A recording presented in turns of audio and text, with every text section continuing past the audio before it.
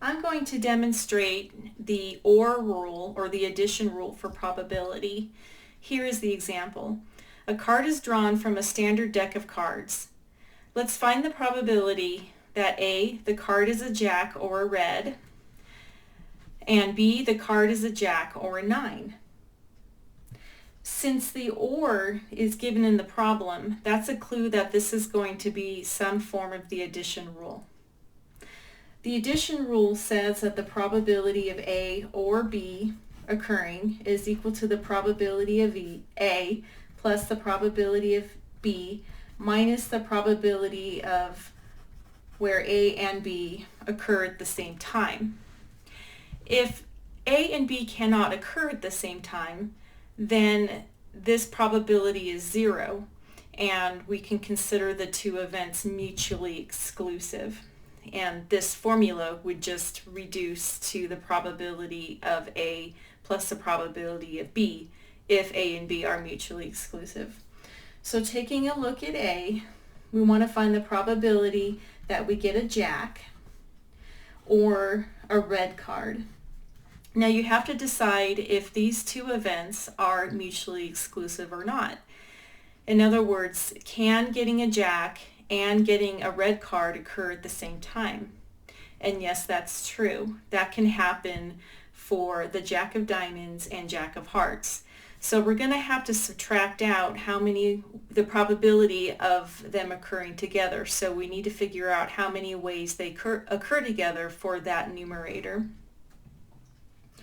So the probability of getting a jack by itself, there's 4 jacks out of 52, plus the probability of getting a red card. Half of the deck is red, so that will be 26 out of 52.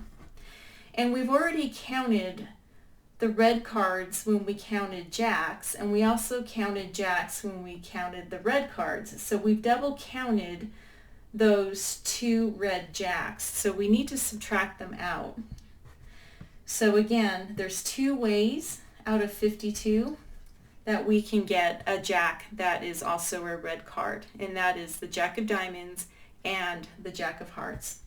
So combining with the common denominator, we get 28 out of 52, and that can be reduced to 7/13. So 4 goes into 28 7 times, 4 goes into 52 13 times. And you want to double check to make sure your answer is a valid probability. In other words, your answer needs to fall between 0 and 1 inclusive. In other words, the numerator cannot be greater than the denominator. So yes, this is a valid probability, and you definitely want to reduce any fractions or rewrite this in decimal form, rounding to however many decimal places you're instructed to round.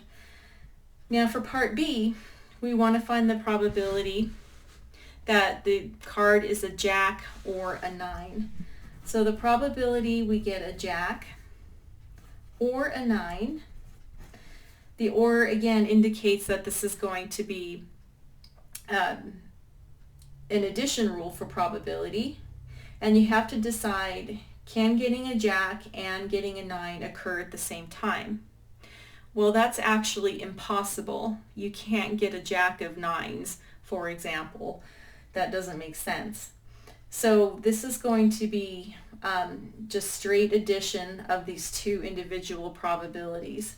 So it's going to be the probability of getting a jack, which is 4 out of 52, plus the probability of getting a 9. Okay, there's 4 9s in a deck of cards, 1 for each suit. So that's also 4 out of 52. So that's equal to 8 out of 52.